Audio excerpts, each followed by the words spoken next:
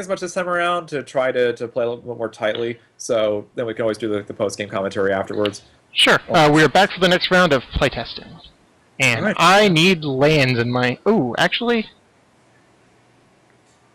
Let's be greedy. I'm actually not going to be greedy. Oh, wait, yes I am. The second time, yes I am. So, all right, have fun, man. Yeah, enjoy the game. Thank you, too.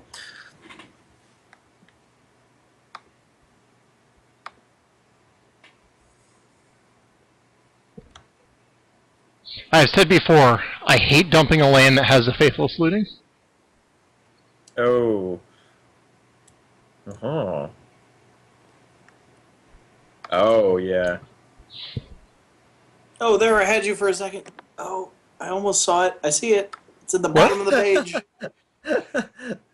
Why does it put this in the tournament practice room? That's what I want to know. There are not that many people in the tournament practice room. I think that was my default. Also, you can filter. Oh, wait, you know what? I can just view the people in the clan, can't I? Oh, yeah. Is there an option with... Is that the new client? No, you can filter by buddies. Oh, okay. Oh, right, buddies only. That's right. Yep. We are friends, right? We are buds, you know. Yeah. Alright. I'm going to send you a clan invite, too, just... He's got one. He's got one for, Okay. Go yeah, Place, my, right? my Go School. Yeah. Ooh, yeah. Oh, jeez. Yeah, that was bad. I should have needed to shock myself there as a raz. That was a mistake, by the way. So that's unfortunate. Elvish Visionary. Kill me, but Alright, you're gonna take an extra 1 damage. oh no, 1 point. Ah. Yeah, you guys were talking earlier about the Shockland thing and whether it's relevant because of how aggressive Standard is. I don't think that it is. I think that in Modern, when you're talking about the Modern Burn deck and people playing lots and lots of Shocklands and lots of fetch lands, and so they're, lightning bolting themselves every turn for the first few turns, then it's relevant in that in that situation. But I don't think that extra 2 damage, well, it might be relevant. Most of the time, you're gonna get hit by that 2/2 if you can't cast your spells. So I think that the way that the current the current standard is, I think that the shock that you just play all your shock lands, that's just unless you're playing 5 colors, I think you just play all your shock lands, and even if you're playing 5 colors, maybe you do anyway. I was wondering if it would be worth Zealous conscripting one of your lands there just to slow you down. That was something I was thinking about at the time. I don't really think so, though. Yeah, especially with all the Planeswalkers in your deck, there are good targets. That's a key. You really have to. I think you probably don't have to worry. I think you have enough time that you can just be more patient with it and just let it Well, you're not putting enough pressure on him. Yeah. I don't think you're really in any rush to do that, unless you need the mana for something. Actually, that's a good idea. What's that? I do want the mana. Oh, so there you go. Yeah, that's definitely a line. You can just take the land for a turn. And unfortunately, I stumbled, and then that definitely will also that's being compounded by this. Ooh, 6-drop. Not quite. Just needed green. Yeah, I had a feeling that was coming. Second green swords. What are you most likely to need? Red or green? I think I'm going to keep you off some of your green. Yep. You went in Farseek for a green, so I figured that must be what you wanted. Yeah, that's definitely correct logic. My goal this game is to destroy all your blue sources. Oh god. No, not my precious manas. Yay, my land is back. Hooray.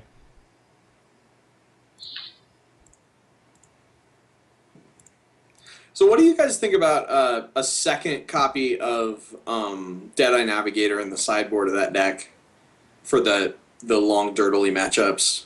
I wonder how many decks would be able to counter or instant speed removal it. Well, the thing is, you play it when you have 17 mana. Well, yeah, it would have to be instant speed. And every time that I resolve him, he can almost always like he's not a 6-drop, he's an 8-drop, so I can almost always blink somebody once with the deck when I've resolved him. Counter spells aren't super relevant because it's so late in the game. They've either countered all of my stuff, or they don't have counter spells. Usually when I see him, especially like as a one of. I mean, he's great as a one of. It's just like that. I mean, especially if it's that matchup and they've sided out most of their removal. The other question is also, do you even need to go that far? Like, is it really necessary to cover that kind of combo? Like, what is the plan again exactly? Is like unexpected results into 10 more mastery? Like, what is the... Well, the plan of the deck overall is to unexpected results into anything, because it's all stuff. Like, I'm always happy. It's just value. So it's either because you either get a Thrag Tusk early, you get a Primordial early, you get et cetera, et cetera, and it sort of and the I mean, the one of Deadeye main deck is sort of for those long over the top matchups. Yeah. It's a situation where I need to gain a billion life off of blinking Thrag Tusk because my opponent's going to play Craterhoof Behemoth and attack for 50. Something like that. Although Craterhoof Behemoth usually comes out a little bit earlier, but that's the idea. The idea is it's not for the aggressive matchups. I mean, I have other plans for the aggressive matchups. There's 7 board wipers. Wait a second. For the aggressive matchup. Why am I worrying about flickering acidic slime when I can just win this game? Because if I take your land, you cannot fog. And then I win. Because apparently you're bad at Magic. Yes, I am. Or you have to fog now. Okay. Yeah, fog now. Fair enough. Well, at least I know. Yeah, trigger on the stack, respond. Yep. And that's annoying. Mm-hmm. I gotta have a plan. Yeah, it's a fun interaction. Unfortunately, I also messed up the Urban Evolution and forgot to play a second land too. So it just keeps getting compounded by the slimes. But yeah, like the over the top, blinking effect. If you get like in that matchup that we just had, if you had 2 planeswalkers out, it's really hard for me to deal with multiple planeswalkers, as we saw. But if I can blink my Sylvan Primordial, then I'm in. Then I can deal with it. It's about going over the top of the decks that are going over the top. So I just. Yeah, I was wondering your thoughts on a second one. I think even in the sideboard, because I have 4 dispels there now, and I don't like dispel because I'm tapping out so much. Mm-hmm. I think what I usually do also, for the record, is that because it's hard, especially with things like that, those kinds of decisions, what I usually will do is I usually will want to act, because also I'm not even really familiar with the deck itself, actually playing it, really, really getting to know it. I'm not familiar enough with it that I would really be able to provide like a very really confidently a good suggestion. But I think with testing, I probably want to test the deck a little bit and just see exactly how it plays, and then try to see how the actually just get a better information to make a decision based on that thinking. Yeah, I mean, and I've definitely tested it quite a bit, and that's where I came, because I had more. I think I had 2 main deck at one point. I may have even had 3 or 4, but you don't want him in multiples, so you definitely don't want him in 4. You don't want 4. Yes. Probably 2 is a good start. But I think I could probably go up to 2. It's just like, and through testing, that's how I figured out that 2 Staff of Nin is actually the right number, because a lot of people would assume that it would just be 1 because it's a 6-mana thing that doesn't do a lot. No, sometimes you get the second one out, and then you can kill their 2/2s, and that's pretty relevant, especially if you've wiped the board a couple of times. Absolutely, and also because of and again, it's a very powerful card. you definitely would. It's not something that really gets worse necessarily with. Actually, it's my turn. Yeah, I Yeah, forgot. yeah, that's true. That's The true. seance Drawing trigger. cards I had turn is to read it again because it's each upkeep, and I'm thinking like I thought it was the opponent's turn, so they could float and then draw the card preemptively during the upkeep. But no, that's fine. I also got confused, so it's cool. It's cool. All right, I don't feel as bad now. Oh yeah, I forgot to make some spirits. Huh. Wait. Yes, it does make it spirits. In addition to that. It isn't worth doing anything like the captain, but it's interesting to note. Yeah, definitely. Okay. Cool.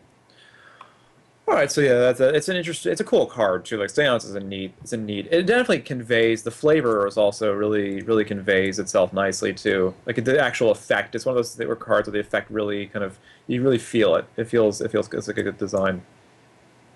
I don't know. I wish you could attack with the greasers. Yeah, no haste involved. Yeah. That's why this deck is this deck. That is also haste. That is haste. Do you have fog? Thoughts? Bets? I hope not. I I'll just see. go that far. You need to give him Okay. double strike. Duly noted. Oh wait. It's okay, I've got my counterspell up. Yeah, you should get your counterspells. Get your counterspells ready. Red Elemental Blast. Mana Tithe. Oh yeah, that's more like it. Now we're talking. I love me some red elemental blast, or even better, not hydroblast, pyroblast, because of the interaction between pyroblast and hydroblast and flusterstorm. I don't actually know anything about Legacy. I just know that that's a joke. I like when you're tapped out, you say, "Oh, I'll force of will that," or Yes. you have red mana up, you say it's red elemental blast. Yup. That's the joy of Legacy, like being able to like ridiculously efficient counter magic and such. Always fun. Now, and Will, this question is for you too. How long after standard rotation were you playing around Gutshot and Wait, that's the rotated? other one, Mental Misstep? Yeah, I miss being able to play Blade Splicers. Yes. Yeah. I didn't actually play during that standard season, but yeah, of course I was around for like the Mental Misstep when it was in Legacy, and then also like Gutshot. I was well aware of what was going on with like, the Delver craziness, and then Gutshot too. Like, and even now, still like Gutshot, definitely you still think about it. Like you're like, oh, do I need to play around Gutshot there? Like maybe I do. So yes, absolutely, definitely, I'm into that. I not that I mean obviously I like standard rotation and I like the decks changing and stuff. There is something though too, like I miss having to worry about my opponent having something on turn one. Sure. I mean obviously free spells are broken and stuff, but or can very easily can be, but yeah I wish that there was a little bit more danger there. I mean, you still play your elf and then they play Tragic Slip or whatever, but then they spent their turn, so it's a wash. Sure. And you're probably still getting if you hit all your land drops, it's still the same kind of thing. So Sure. But it's at the same time though, it's necessary to keep. It is a pretty not necessarily broken, but it's a very powerful effect that it was cool that it came in for a time, and New Phyrexia was an awesome set anyway. The cards are just really cool. Like just the Mental Misstep, while it was definitely a little bit too oppressive, still an awesome card. And but the problem is that it should only be there for a short time. And there was actually a great comment by Mark Rosewater in his Drive to Work podcast that he was talking. He made I think it was about Time Spiral was the episode, but he was commenting about Planar Chaos, right? Because Yeah, I'm sorry, Thinner Camp. he That said was the we second. did that, and it's good that we did it for a little while, but it doesn't mean we're going to do it again. Yes, exactly, Something to and that I think effect. that's Yeah. a really like with that that for standard, and also the fact that with modern and other kinds of non-rotating formats, eternal formats, you don't the idea of magic. It's really best that it's the environment changes over time, that you don't have to be worried about say things sticking around because you're just kind of it restrains you in terms of the design. So if, like say for a metagame rather, not like the actual card design. Right. No, I no, I know what you mean, and it's funny because Gutshot doesn't see a lot of play in Modern, but I play the I don't know if you're familiar with Jerry Thompson's deck from the Pro Tour that Niv Magus Elemental and a bunch of free spells. So you play Niv Magus Elemental and cast a bunch of free spells and exile them to give him +1/+1 counters, and then give him double strike and swing for the win. No, actually not familiar with it. I have to take a look at that list because I have not even seen it yet. Yeah, it's a pretty neat deck, and it's like it sort of fell out of favor because it has a bad matchup against Jund. But the nice thing is that not everybody plays Jund, and it's Yes. good against everything else. Awesome. And I haven't played it since Bloodbraid Elf got banned, so I don't know how much that shook things up. But the cool thing about it was it played Gutshot, and people still play Birds of Paradise and cards with 1 toughness in Modern, but they're not necessarily playing around Gutshot, and so sometimes you would just sometimes you just kill their birds and then they don't have a second land drop and you just win. Yes. I think that's a card that definitely it absolutely I think that's a great place for in the format. Just having Gutshot, I think that's a case because the format is powerful enough also, and I think it's a reasonable card to have in Modern. I think it's a little bit more because it's powerful enough, the overall power level, that it's a good idea to have that kind of a quote unquote free removal spell to keep the Birds of Paradise and Pod and other kinds of decks.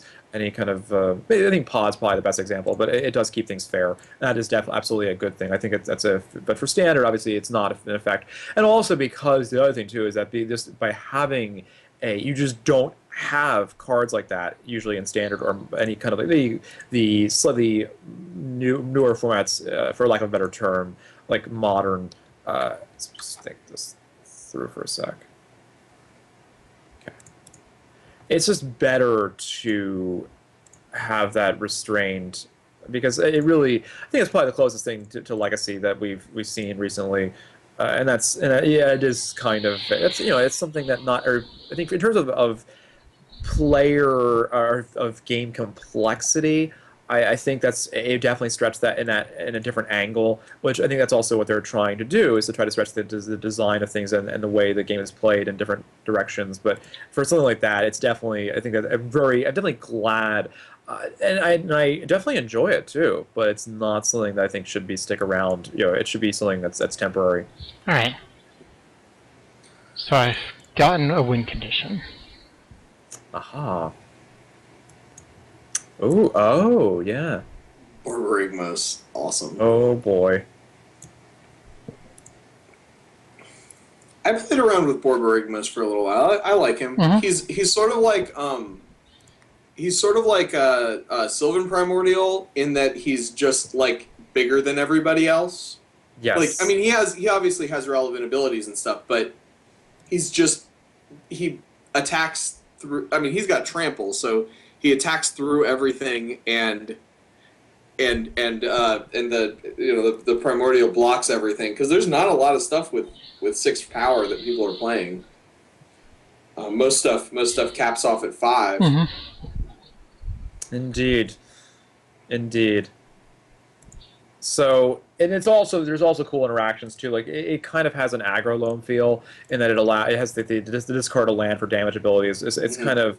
It kind of harkens back to Seismic Assault and other kind of like the loam strategies. It's a nice thing. I like how that kind of it captures an effect that is fun, or it's a neat kind of it's a neat thing. I like that it attacks such a different angle. Yes. Like, very much nothing so. that you are doing interacts with Borborygmos, as opposed to, like, every other card in my deck. So, Yes.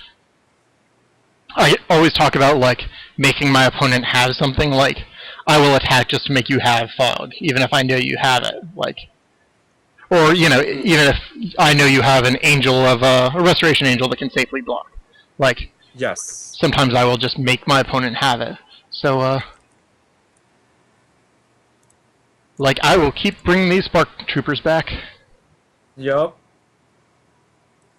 Oh, that's an interesting one. Ooh. Huh. Well, there's 3 lands. Yeah, there you go. So yeah, if you have an answer to that on your upkeep step, then it's cool. Do it now. Answer. Checking to make sure. Yeah, answer is no, so I'm going to concede to save time. Sure. Not trying to do the, like, I have you here. No, just no, like, it's not. It's not a Jedi Show mind him trick case. he showed you the force of will. Yeah, exactly. Yeah. Oh God. Demonstrate the loop, right? Mm-hmm. Yes. Oh my God. That one was those kinds of or like that, and also the Four Horsemen. Like when somebody brought back the Four Horsemen, and it was causing all kinds of issues with like the judges because like it's such it just causes all kinds of practical issues for like the timing of the rounds. So yeah, that was the Flores one though. That was interesting. Oh yeah. The Flores one where he said, "Show me." Yeah. Yeah, sure. Oh, was that what you're talking about? Like Well, I was just saying that's what you say. the giant mind trick. You say demonstrate the loop. Yep. You know, to make sure that they actually know how their combo works. Yes. But the show me though, that was pretty amusing. Mm-hmm. Drama is always a good drama to enjoy. But yeah, the Four Horsemen thing, that to me seems like it should have been a non-issue because as soon as that ruling came out that if you're gonna do a loop, you have to say how many times it's gonna happen and describe the board state afterwards. Like immediately on Monday Night Magic, they had some smart guy on. I don't know, he was like a pro player or if he's just a good player, but he said there's a deck in Legacy that people are playing, and they won't be able to play it now. And then it wasn't like until 6 months later until somebody actually like tried to play it, and there was that whole controversy. So, Oh boy. Just a second. so I was like that should have been just like a non-issue. I mean, I don't know that those rules are necessarily like they should be, like that's the way that it should be in Legacy. But I think that. And there might even be a way to do it that doesn't save time. Like, be like, okay, what's going to happen is I'm going to do this an an arbitrarily large number of times, and then eventually I'm going to hit Emrakul or what. I don't really know the combo 100%, but it has something to do with hitting Emrakul and milling your entire deck and winning or something. Yeah, and the Narc Amiibos. I forget the exact. It's actually been a while, so I don't remember the exact loop. But basically, it involves some artifacts that sack Emrakul, and then you continue to just go through it. The focal point. Well, I don't remember the combo offhand exactly. Is just that it just takes forever to win, and the problem is that because the actual sequencing does not always. The loop is not, or like the actual cards that you mill are not always exactly the same. You may not find the right card. Like it's not it's not consistent, and that can really mess with things. So it's just practically. I think probably, but the problem is, and I think what's annoying about it, what's frustrating is that it's not. It's different than say an actual individual card.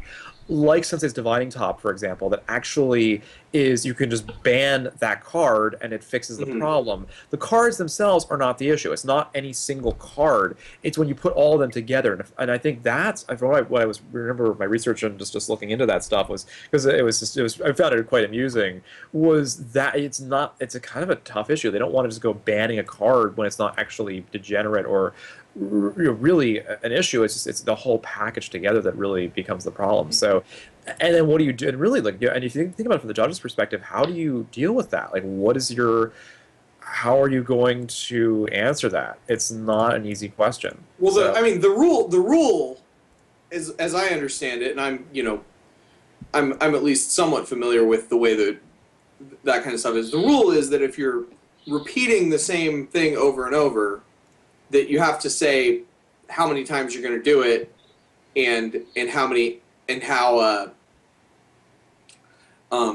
what the board state is going to look like.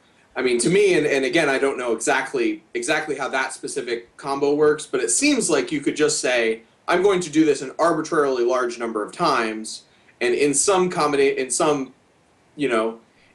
order, I'm going to get this card, and this card, and I'm going to take infinite turns and do all the craziness. Like, it's not like, because I mean, the way that it was when I read about it, I mean, the way that the guy was saying, like, he would like do it, and then he would like just cast a ponder, or he would proceed to his next main phase or something, so that he was doing something.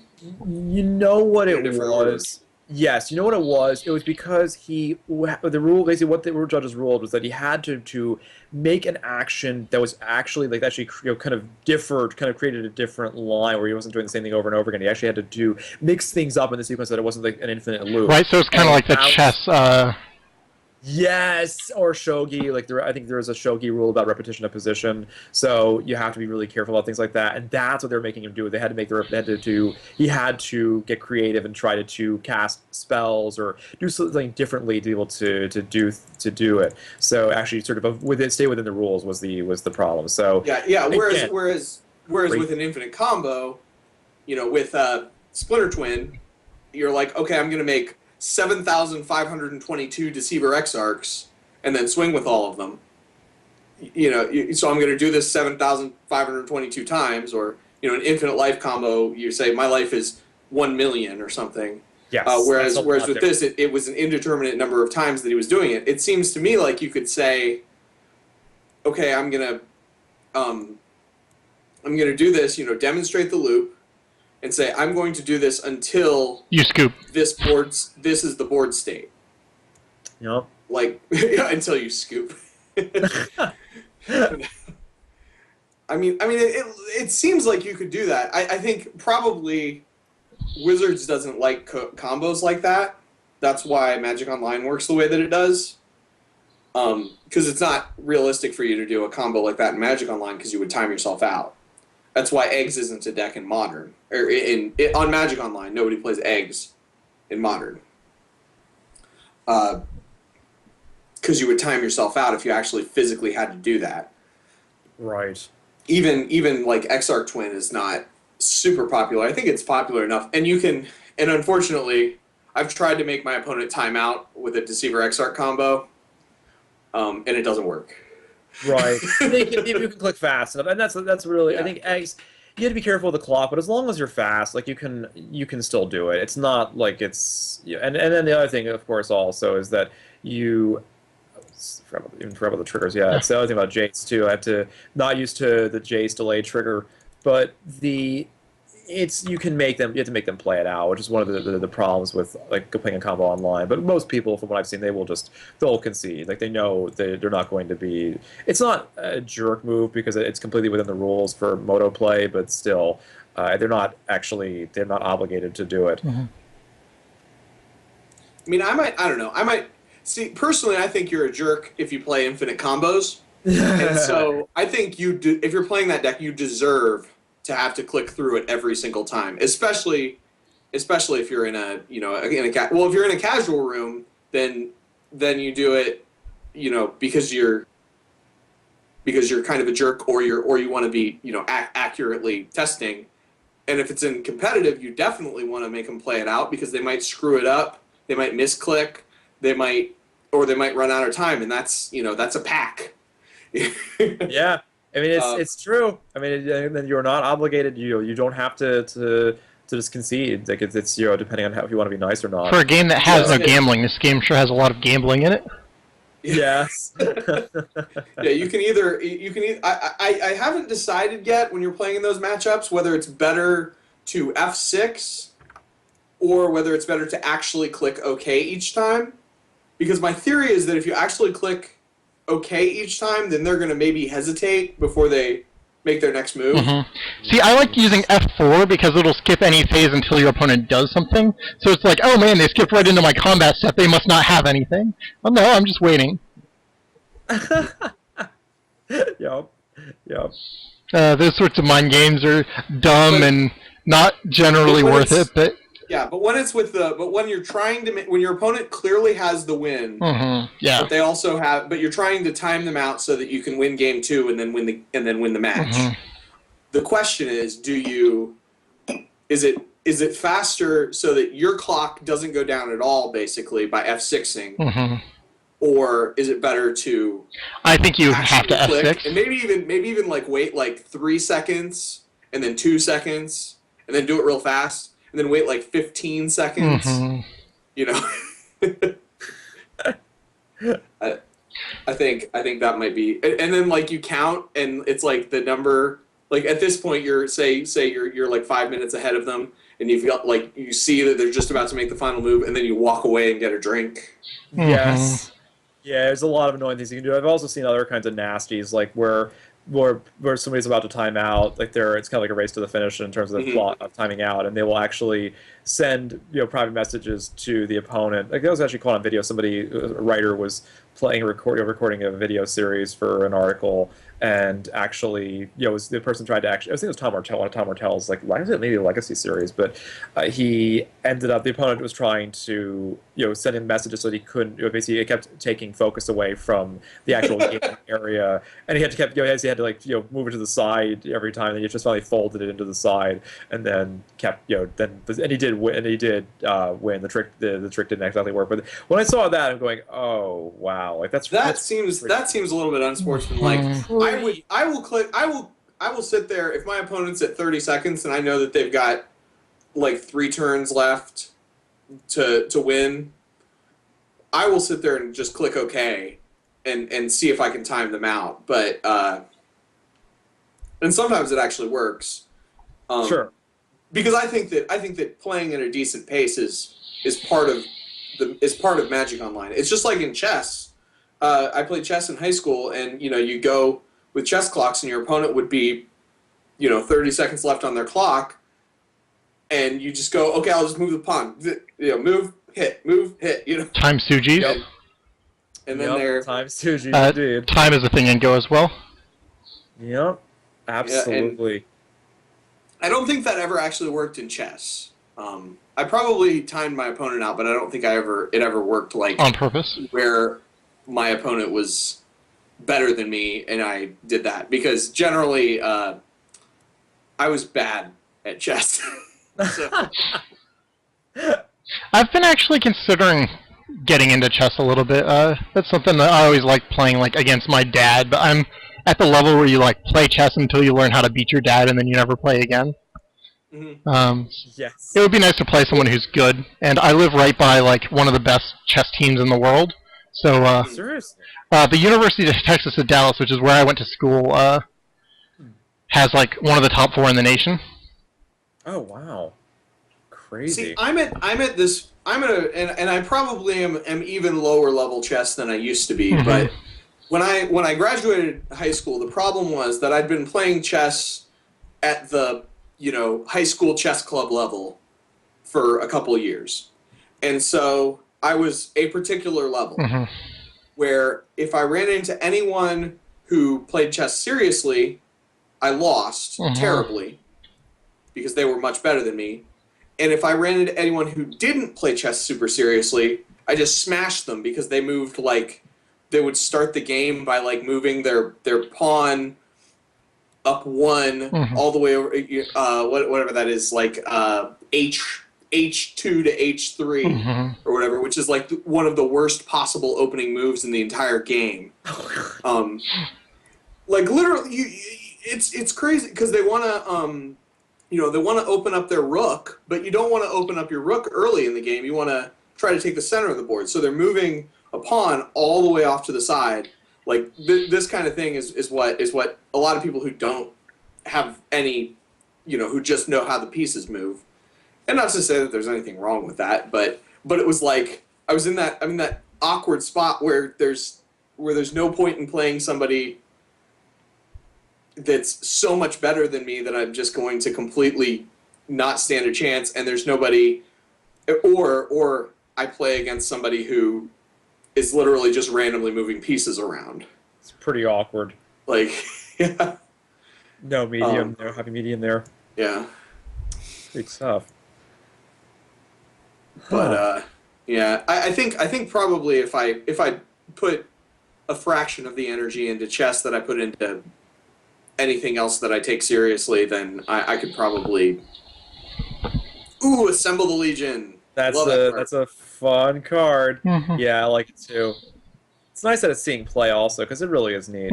Yeah, that's a good speculation target. You said you speculate. I do, but my style is very basically. I don't. Well, first of all, I don't listen to basically what anybody else tells me, because speculation is a very, very.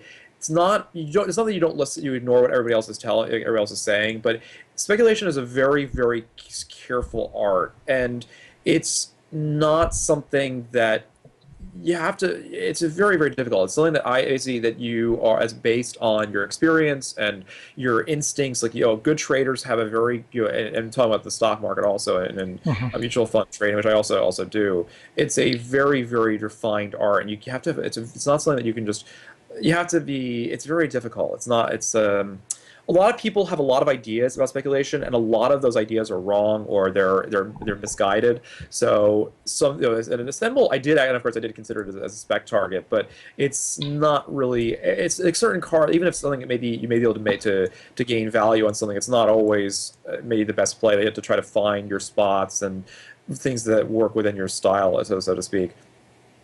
Well, here's my thought process on it, and I don't do serious speculation, but I do sort of in my head pick out cards that I have a feeling are going to go up, and maybe make it a priority to get my play set of them, just in case just in case 6 months from now it's a $10 card, so I don't have to pay $40 so I can get it. So Assemble the Legion, I think the reason that I think it's a good speculation target.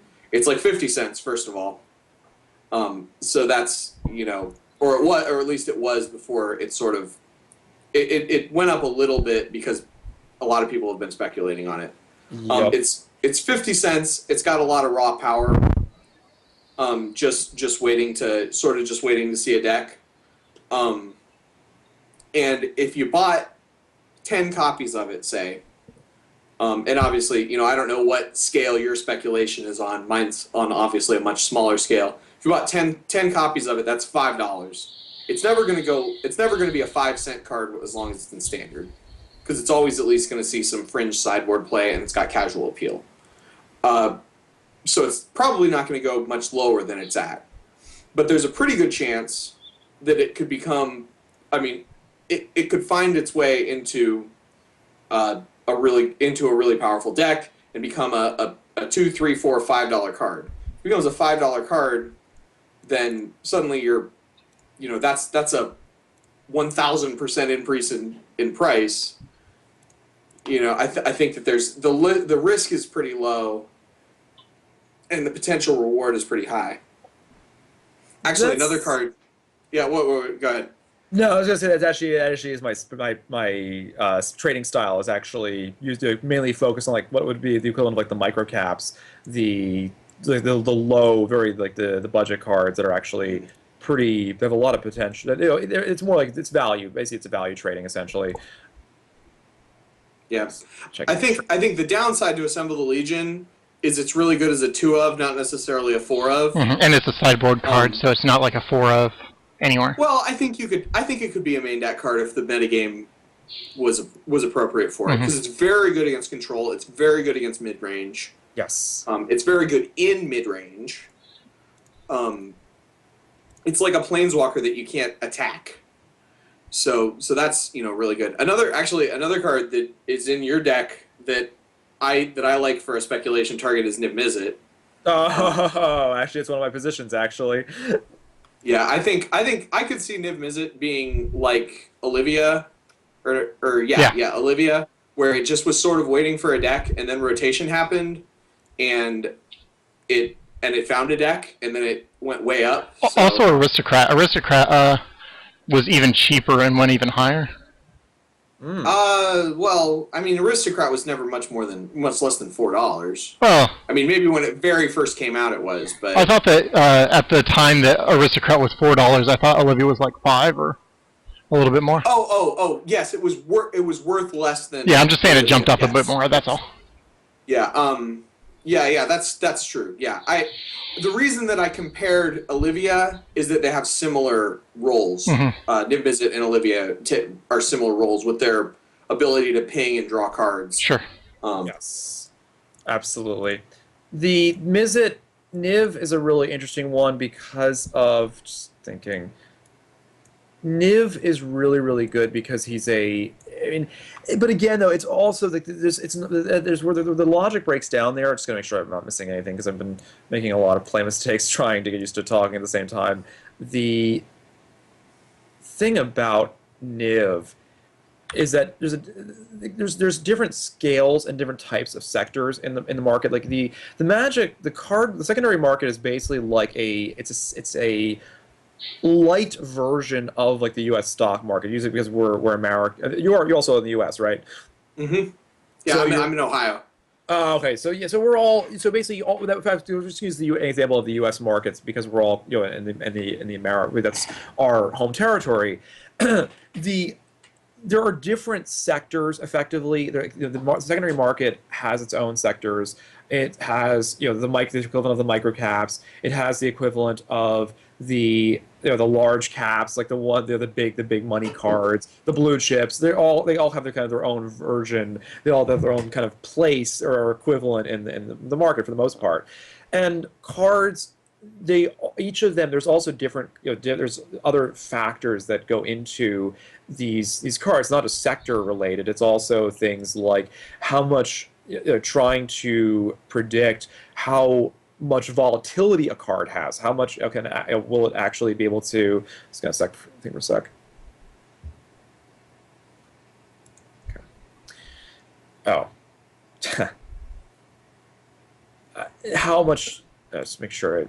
Again, like thought process is not exactly being very crisp right now, but the amount of volatility that a card has, like Assemble Legions, there's a lot of. If you look at a lot, based on my experience with a lot of cards in that similar kind of position, there are cards like Assemble.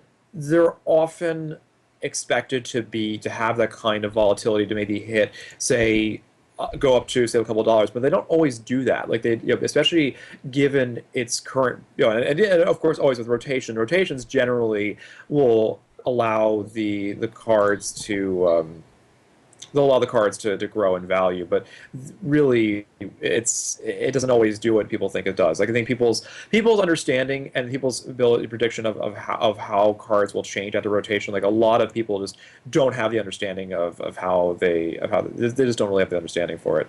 They don't really they don't really have the sense for that kind of that sense that's developed from a lot of years of experience and learning how to play them. Just doing it really is the key. Yeah, I think I understand. I mean the thing about Assemble the Legion, obviously it's probably not gonna see a lot of play outside of Standard, but I think if you were on top of it, it's clearly a very metagame dependent card, and the way that the metagame is moving around, if you were able to pop them up on eBay the right weekend, or if you're being a trader, if you were able to trade them away on the right day of the right week when that's the card, I think it could be up. I mean, it could be up there. It's a thing. I think Niv Mizzet, on the other hand, is like you said, it's sort of a different thing. Niv Mizzet is definitely never going down. Like even post rotation, it's never going to be $2. I mean, it's never going to be less than $2.50. Yes, exactly. But it has the potential to be something on the lines of Olivia or Falcon Wrath or Elish Norn is a Elish That's Norn more like it. went for like in a weekend went from being $4 to $24. Yes, that's much more like it. The thing and that's I think also important to note. Assemble is simply a rare. It's a rare that is like just. It's kind of like in the microcap sector. It's just above rare, or like rares in terms of relatively speaking. It's not a card like Niv is a completely different and a very different part of the market than something like Assemble is. Assemble is basically a bulk rare that is just above bulk. It's not super volatile, and the question really comes down to like cards like that are like some of those cards. Like I think what people's experience are based off of. They have the experience to like they see certain cards that have that kind of volatility, but the line is drawn where people will either make a correct or an incorrect decision in terms of choosing, like predicting, say, a card in that area. The where it comes down is the excuse me. It comes down to that decision of which one's going to be the right one, and that's where you have to figuring out which is going to be which. Actually, hang on a sec. I will be right back. I have to mute for a moment.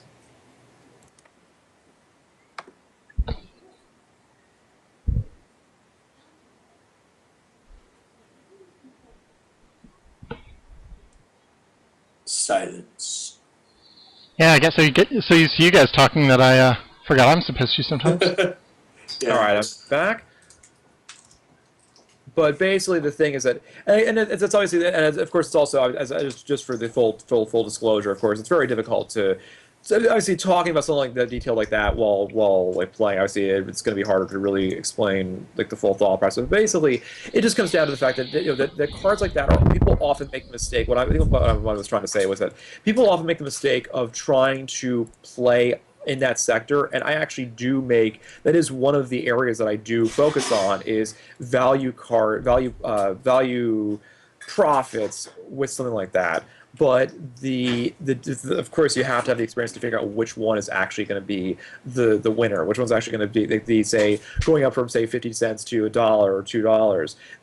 Assemble, while it's definitely got potential and it's definitely a card I'll be paying attention to, I was looking at other cards that I was basically. It's also a question of certainty. It's also a question of like you can definitely invest in a lot of different cards, but I prefer generally to focus on a smaller amount of positions in cards that I have maybe that my experience I'm able to better predict just because of my knowledge. It's a little bit. I'm able to have a better feel for it. Sometimes just it really something like just risk control is a big part of it. If you can, I'm not going to make a play. Like there are definitely plays where I have been wrong. There are definitely plays where I've made plenty of mistakes.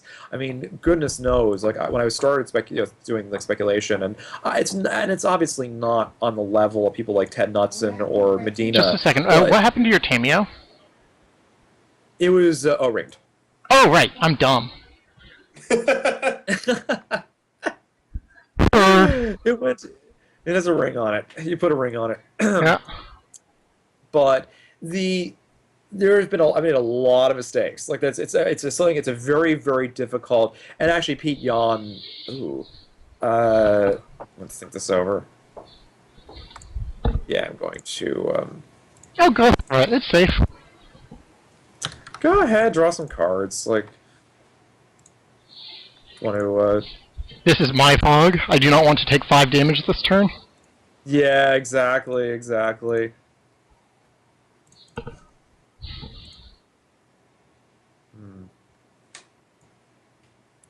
For more cards. I hate to say it, but like we were talking about clock earlier, and you're down to 4. I'm going to concede after this game is over because I'm not going to be able to finish a game 3. But volatility is important, and I think I've had enough. You have necropotence enough enough cards to last me a whole year, so I will be satisfied with that.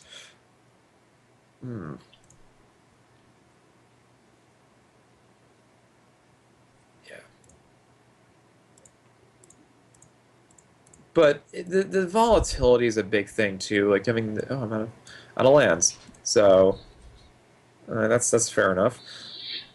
So I just need to make you draw 12. Yeah, it's 12 cards. Oh man.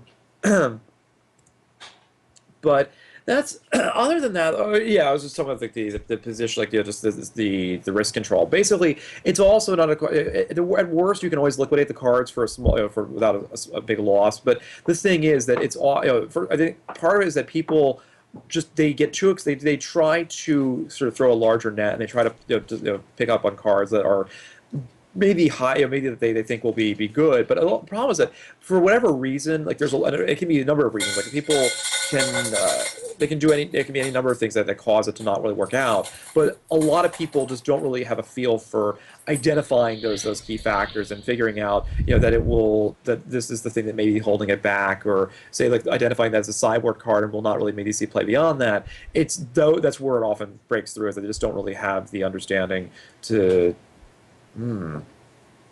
See, I understand what you're saying. I don't agree with you in this case.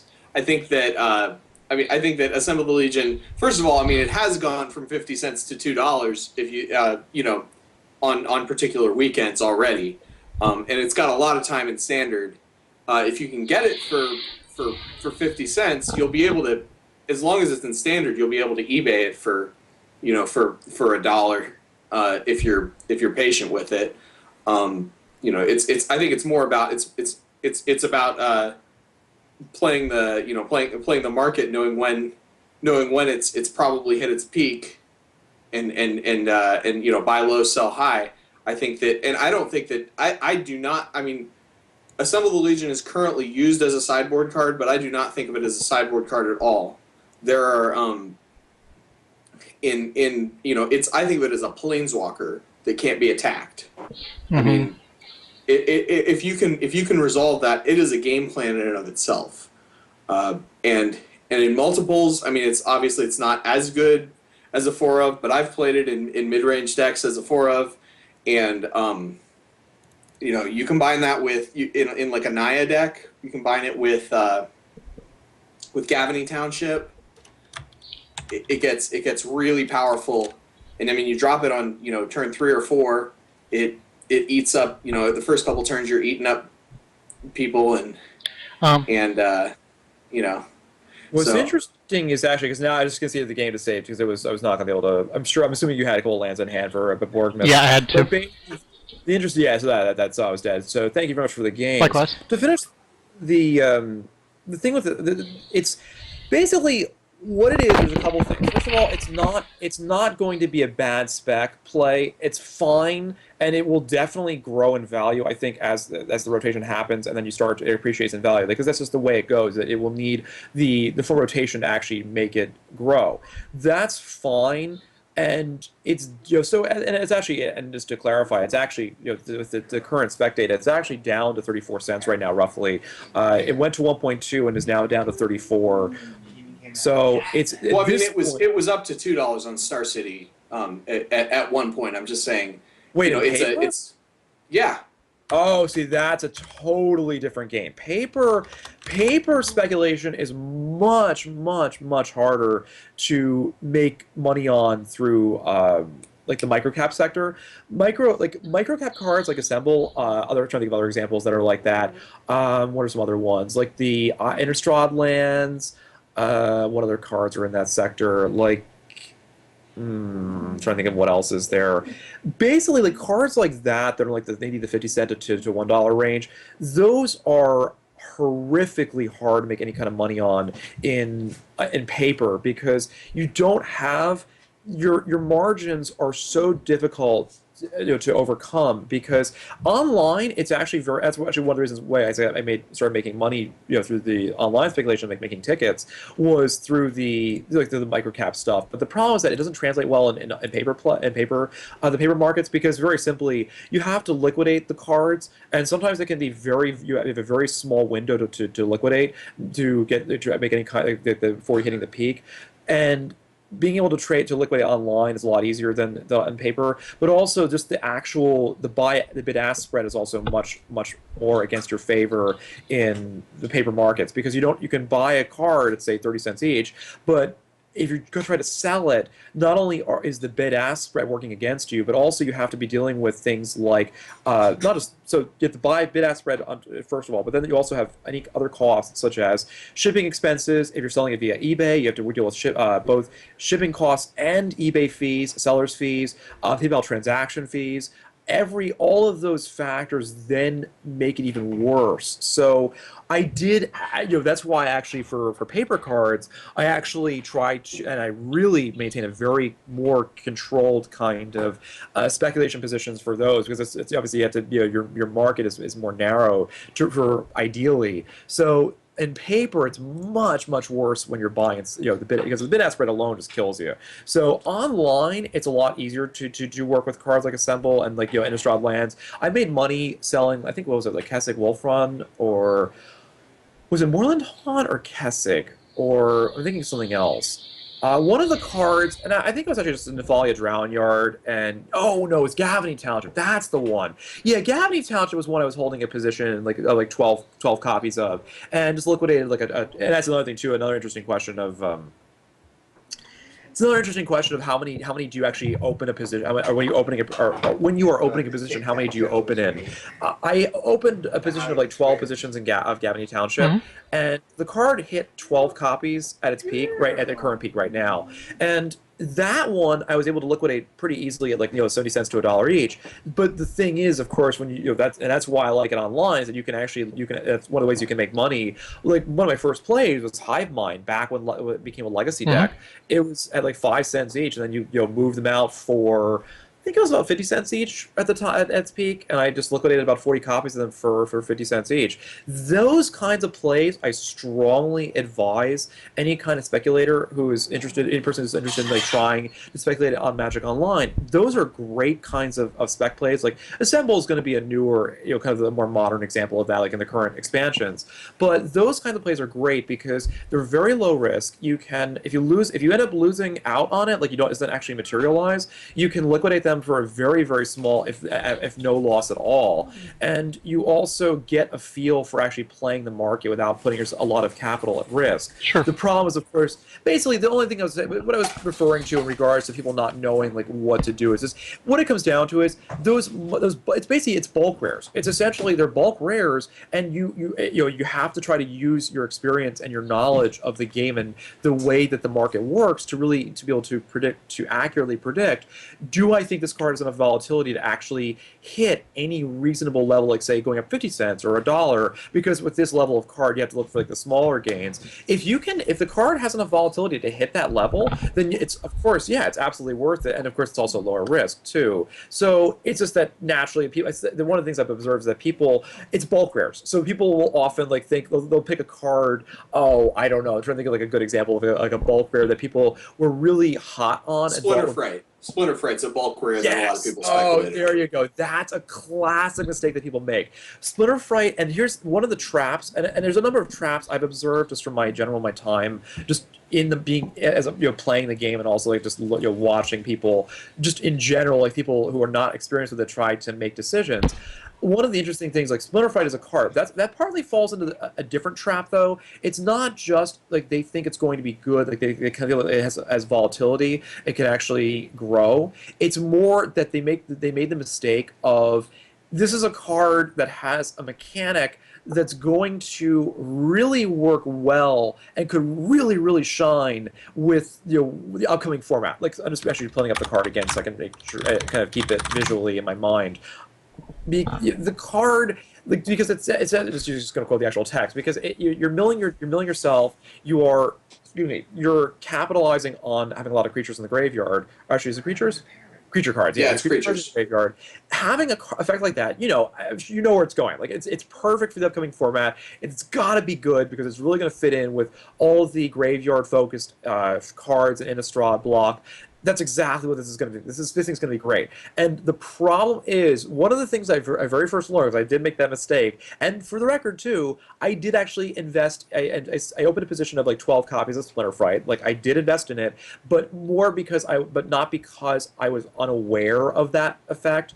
I was very much aware and very likely that it was not going to work out. But it's one of those hedge plays that if it does so happen that it still worked out anyway, that it's a safe bet. And if not, I can liquidate it for like for basically almost no loss at all. So that's why it's such a nice thing that it's okay to do that, or it's safer to start with those bulk rares. But of course, like trying, it's really trying to find diamonds in the rough. That's it's an art to it of trying to pick the bulk rares and really try to pick your spots. And excuse me.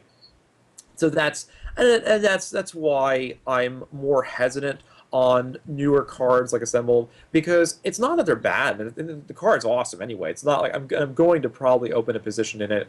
Especially, and actually I was waiting. I was actually waiting on it for a while. But the fact that it's now at 34 cents, that's the kind of the trigger. Because especially when you're dealing with cards like this, you really have to pick your spots. Because again, you're looking for say 50 cents profit margin. You really need to watch your timings, your buy timings, because you have to be sure you're able to get a good price on it in case it doesn't work out. You want to try to maximize your value. But the other thing I was going to say was, excuse me, in addition to Assemble, there was something else. Actually, there's something else I was going to say. Oh, yeah. Niv, and for the record, I love Niv. Like the new Niv is just epic, awesome. We saw him being played in like those some test games, like just try to just now, like the last two matches we just played. Right. Niv is such a ridiculous card. Mm-hmm. Oh my god, this card is awesome. And that's the thing but the difference is with Niv, this is a card that is in a very different category compared to Assemble. Niv is in like not the bulk rares. They're in mythic rares that are in, and I think what it comes down to is you have to form many different sectors and many different categories in your mind, because the way I do make my decisions when I'm speculating is that I have a number of different categories of cards, of positions that are in my mind that I kind of self-organize mentally, that Niv fits in like this kind of, and there's no word for it. It's just it fits these parameters. Mythic rare between say $1 and $2.50, and then price target of say $5, or say $5 to $10, and you just sort of have that, and there's these very subtle and very small kinds of, I guess, gradient, these very incremental categories that you kind of fit cards into in your mind. Niv is in that kind of category where it's in like the $1 to $2 range, $2 to $3 range, whatever your own mental category is. That is very, very powerful. It's an incredible effect, and it's just a question of how is it going to fit in the new format. Like, is it a card that I really want to put my money on? And I think also part of it is if you can play with it.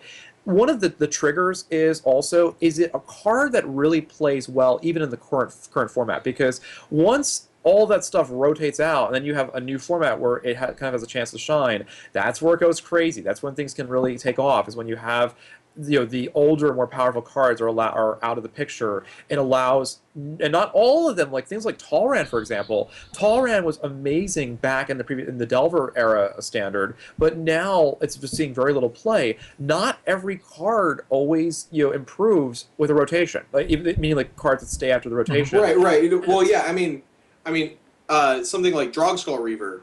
A lot of people thought that once the Consecrated Sphinx rotated out, it would easily fill in that role. But here's my thing about the just above bulk rares. There are a lot of them, and it's pretty easy to get them if you're not. I'm not always straight up buying them. I tend to make it's easy. I think it's easier to make money in paper because you actually make money. I mean, if you're on Magic Online, you're making tickets, which is not the same thing, because you still run into having to, if you want to actually turn them into cash, you have to sell the tickets on eBay. You're not going to get 100% of the ticket value, plus you're taking the eBay and the PayPal fees, so you're still running into that area.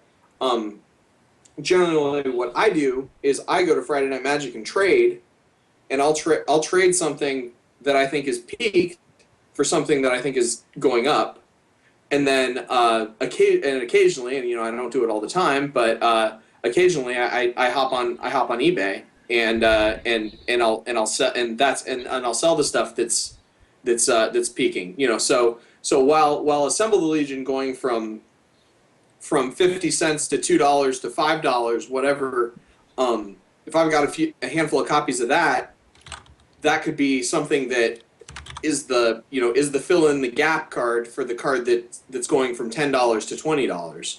Yes.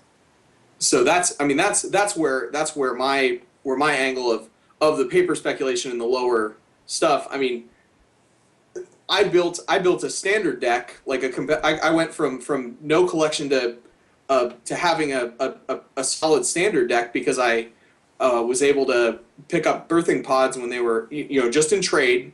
Was able to pick up birthing pods when they were low, and then got rid of them when they were high, and then I bought them back when they were low again. Yes, exactly.